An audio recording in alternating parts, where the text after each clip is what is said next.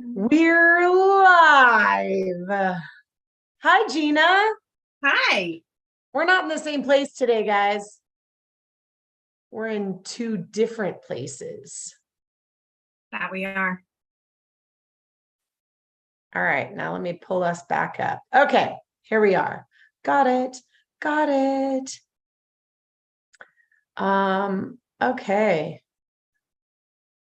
I'm doing this too. So, Gina. Recording in progress. Gina, how are you today? I'm good. It's been a nice, good day. Fast paced. How are you? Good. Getting caught up from being gone. So, yeah. Because if you guys want to know, I was at this polka dot convention. If you are a woman in business or a woman not in business and you are looking for a really cool tribe, check out Polka Dot. And if you can't find it, let me know because it's an amazing organization. And I was just at their annual celebration and I got to speak and be the last speaker and like tie up the whole weekend. And it was amazing. And then I won Speaker of the Year, which was amazing. Congratulations. What did you speak on? Well, the whole like weekend was about finding your glimmer inside of you. And so we had one speaker that talked about like owning your power, and we had another speaker talk about owning your fabulousness, and another speaker talking about like adding humor into your life and journey. And so I just took all of those bits and pieces and just tied it all together and talked about who we are, human in spirit, and what part of us is our human, all those voices, right? Because we talk a lot about like love yourself. I have to love myself, learn to love yourself, but nobody ever says who is the one loving and who is the one receiving the love, right? And we go, love yourself. Well, is there one of me? Is there two of me? And so I just talked a little bit about like, there's two of us. There's this human part of us that gets caught up with the 98% of our thoughts that are other people's opinions. And then there's that 2% of us that is that divine piece of us.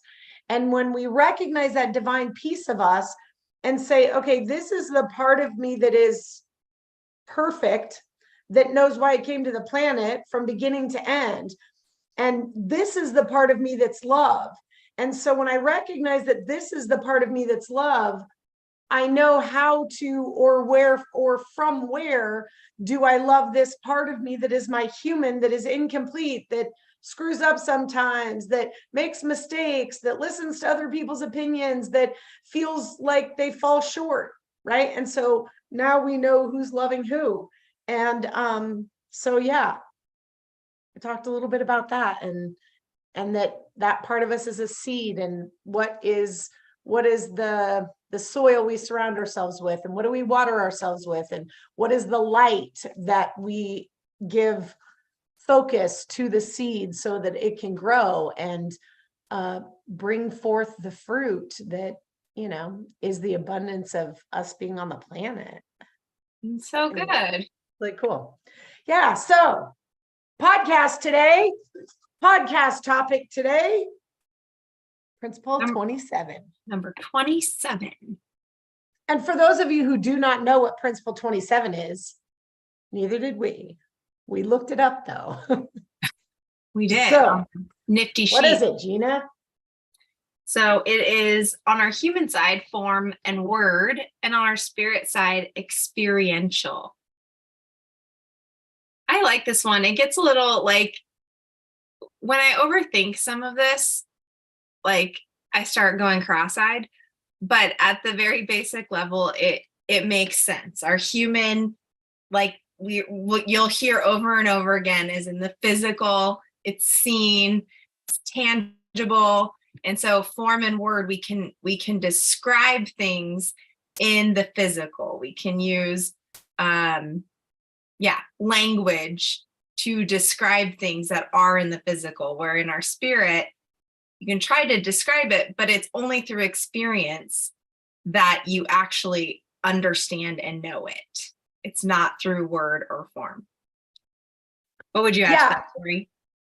So I'm gonna like one of my, do I say this?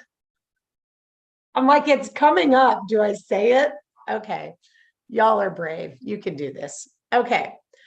I like to use the example of having sex because it plays into so much to like tell this story, right? So I could describe to you or to anyone like exactly what sex with my husband looks like, where our legs are, what our faces look like, what the bead of sweat, like all of the things, right? And I could tell you every part of it. And I could paint a picture in your head. However, it will never be the same, even if you put all your legs in all the same places and did all the same things and made all the same faces. The experience of it will never, ever, ever be the same as it is for me, because it's too, like, the experience between two people in that sense would be completely different. And I was going to say, because I don't know why I'm all like, do I actually say it? Anyway, it's different, right? I guess I could have used the example of even food. Like I can describe food to somebody. Yeah, I keep thinking of like the example of eating an orange, right? Like I can try to use words to describe that. But it's very hard to describe it without using words of something else that you need to have experienced in order to know what it's like, in order to know the taste or the smell of. And it still won't even be yours or mine. Yeah. And maybe that's why I was supposed to use the example of sex, because we call sex making love. And that love is an experience only. We feel it. And a lot of what we're talking about when we talk about like, why EMPHORY? Well, because it is the integration of the human and the spirit, the masculine and the feminine, that creates love.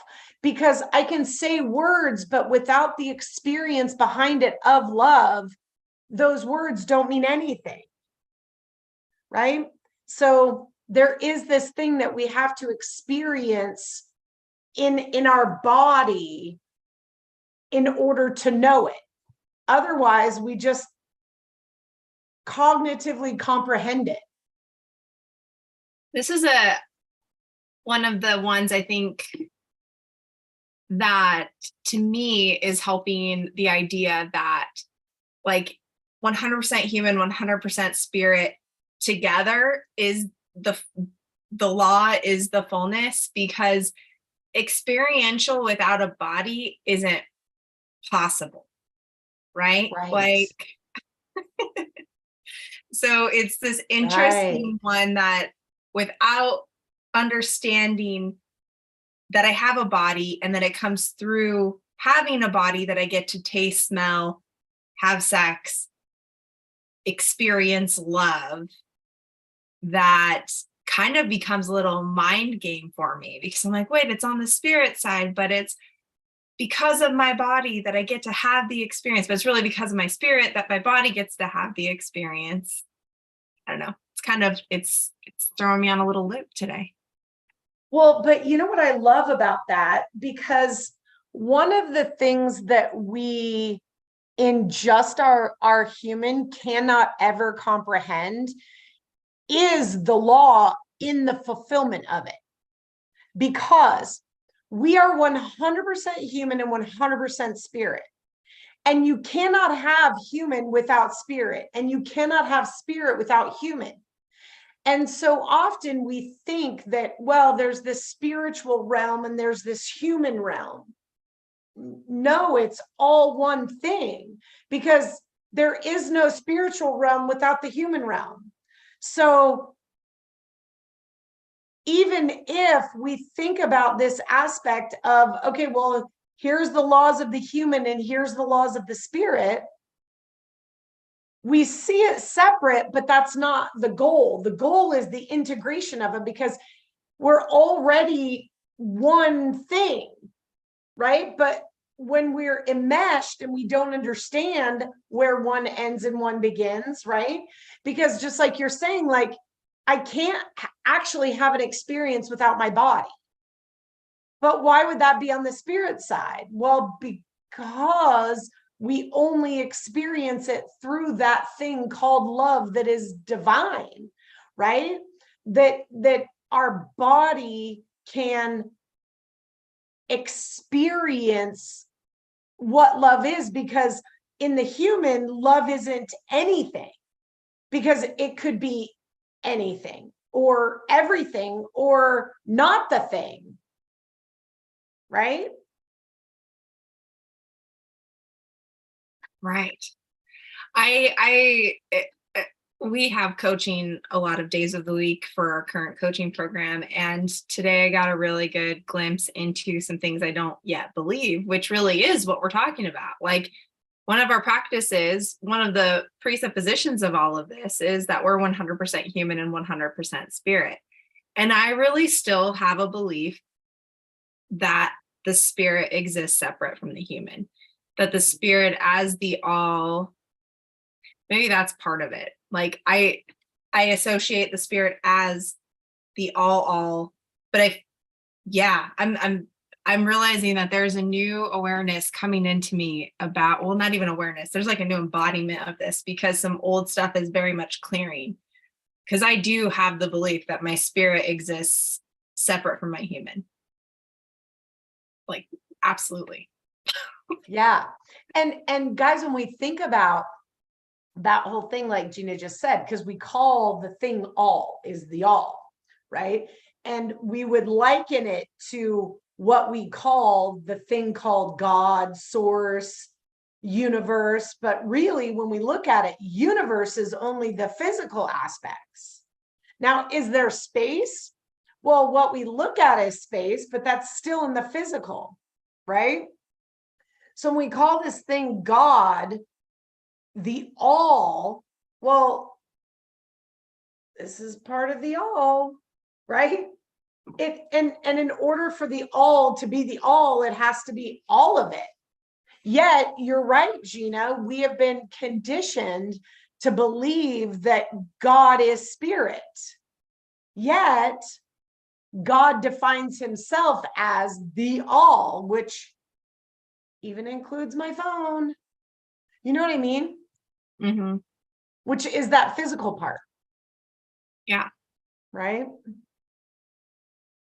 Yeah. Because there can't be an unseen without a seen. There is no experience without duality. And this comes back to that whole, but duality is on the physical side, the human side, and experience is on the spirit side. And there is so much of the human side that we can't have, or that we can't experience, right? But I think that's the beauty of it. That's what allows us to recognize the integration is already there. Because you really can't have this without this. Mm-hmm. You know? Totally. So when we get, like, when you're saying, or in the model, like, I understand word, like written, verbal word, right? What does form mean? Well, like, this is the form of this shape. The shape. This is a square form. This is a round form. This is it has a, like, I know this is a mouse based on the way that it's formed. So even if I don't have a word for it, I can go and you'll go, oh, we call that a mouse, because there's a form to it that you recognize as something. Mm-hmm. But let's use I'm trying to think of, okay, let's use this. if somebody has an experience with these, like, oh, I remember, sitting and cutting and crafting with my mom, right? But if somebody else says, oh, yeah, I remember my mom got pissed off at me one time and stabbed me in the leg with scissors because she was drunk, right? So the form of these scissors will have a different experience for both of those two people, right? But it's still the form. It's still like a word is a word, water. Well, what does it mean to one person compared to what does it mean to another? Well, it's based on the experience that that person had with it, right? Mm-hmm. If they drowned, or, now water's bad or whatever. But the form and the word in itself aren't anything. But the experience of those things is what creates the story that we experience, or I'm trying to use a word that's not experiential, that we have a relationship with. Right? Yeah. Yeah. Is there anything else coming up on this one? Well, I just really like it. And I just go back to, because, we could intellectualize that, well, I could see something without the experience of the not seeing something, right? Because we're so used to seeing something. But experience, there's no denying that it happens in your body and not in your head. So I think I just really like this one again, because this is one that you can't argue with it.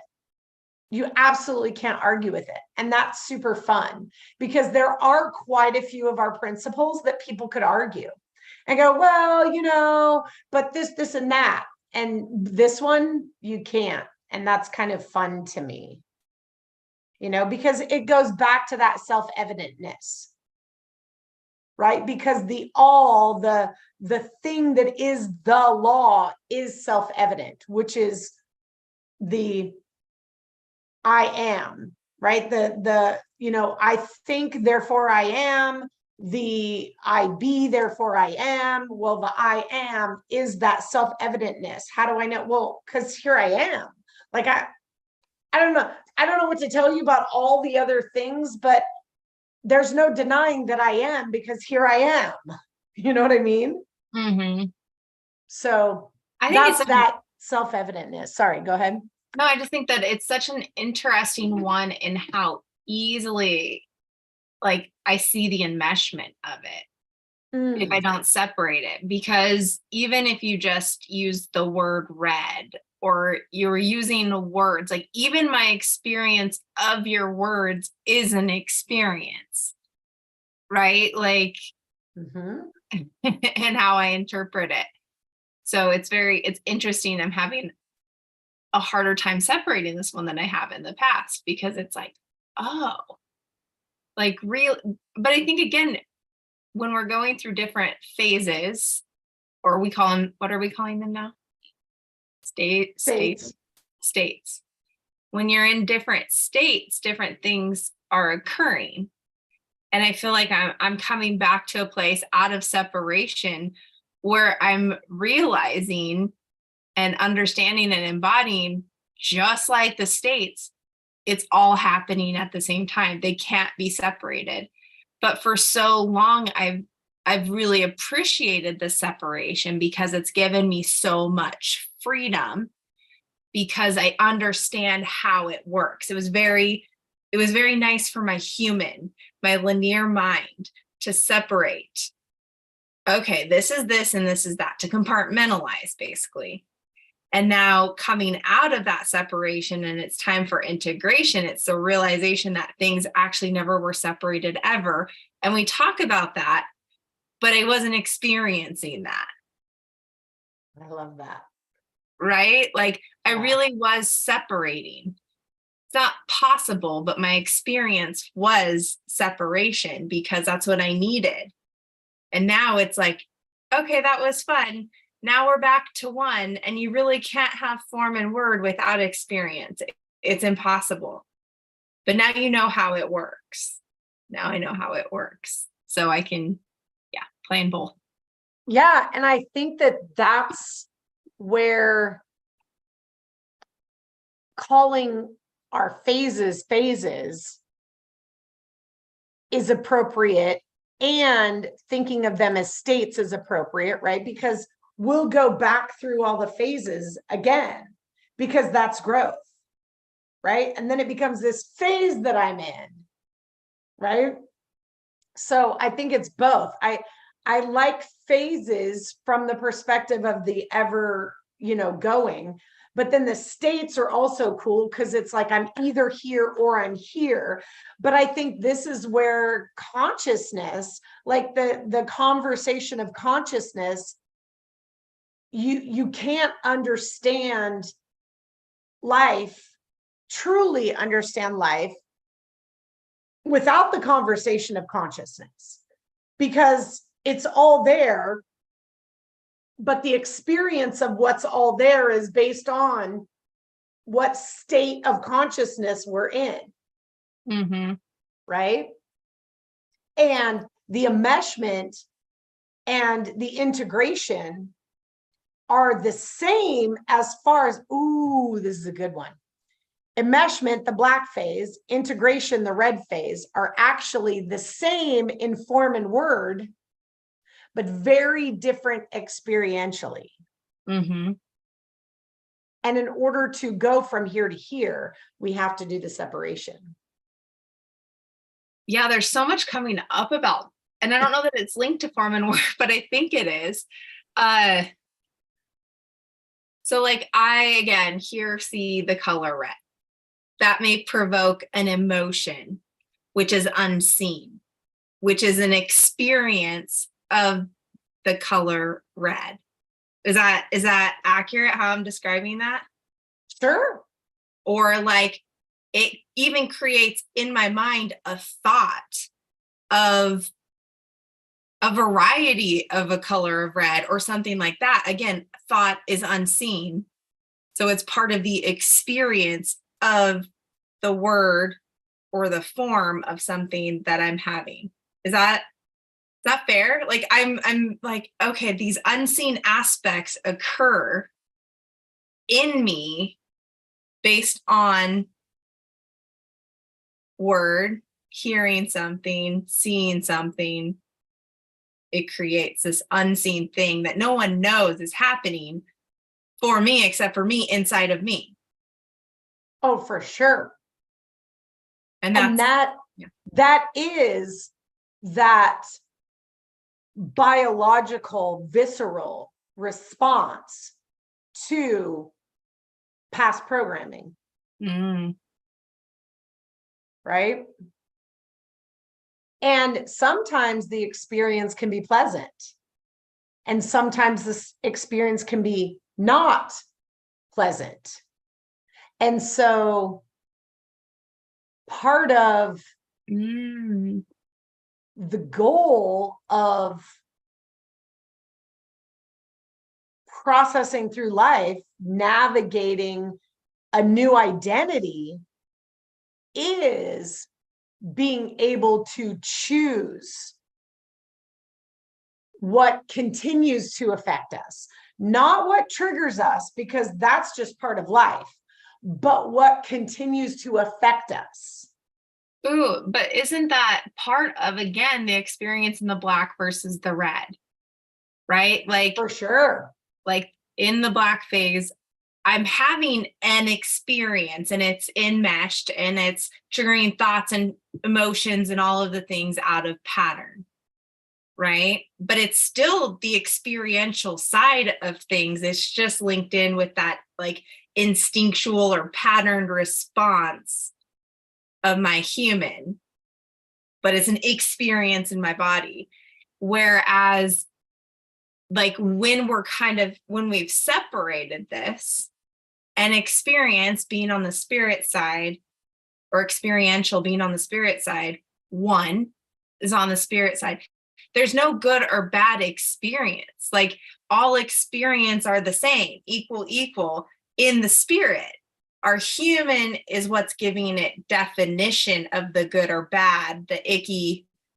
I don't know how other words to say that. Like it's giving us the words for the experience, but really our spirit just has experience. It's not good or bad. It's one experience is the same as another experience, but it's our physical form that makes us define it. Yeah, because you can look at two people having the exact same experience and one person going, this isn't good, and somebody else going, this is amazing. Is that possible? Can someone have the exact same experience? Well, from the perspective of the physical word and form, yes. The physical world. Yes, absolutely. Yes. Okay. Yes. Yes. Yes. And then the experientialness of it, right? The physical experience and the experientialness of it would be different. Yeah. Based on paradigm, state of consciousness. And even for me, because everything's in constant change, the experience is likely never, like the experiential part is never the same for me. Is that possible? As long as you have become aware, because somebody who is not aware and cognitively choosing will have the same experience over and over. That's what we call trauma. That's what we call getting stuck in their trauma, because they are having the exact same experience over and over and over and over and over and over and over. Interesting. There's a It's lot kind of like, you know, I'm a big fan of Lucifer, where they call it the hell loop, because it's just the same experience. Yeah. And we're stuck, which is why on the spirit side, which I'm sure, didn't we do this last week? Flow, right? Which is why the difference between being in spirit, i.e. not being stuck in that loop, is flow. Yeah. Yeah. This is a fun one. This was a fun one. I'm excited about this one. Lots of conversation. All right. Well, Gina, you got anything coming up? When's the next 101 class? TBD. It is coming up, though. Yeah, the new dates haven't been set for that, but it will be towards the end of this year, beginning of next year. So yeah, okay, it'll be coming up soon. And if you're watching on the replay, maybe there'll be a link down in the comments where you can hook up with Gina and get an EMPHORY 101 class. Yeah. All right. Well, anything else, Gina? Parting words? No, we always want to hear from you. So if something came up for you during all this, type it in the comments, or again, reach out. We always have, I have the EMPHORY 101 class, but we definitely have different availability of different classes or ways to hop into our container. We definitely have a Facebook page if you're not there, the Abundant Life Collective. So that's a great place to keep getting some yummy teachings, especially from Lori on her lives. But yeah, we'll see you soon. All right, guys, have a great rest of your day. I always forget how to, I think I can, hold on.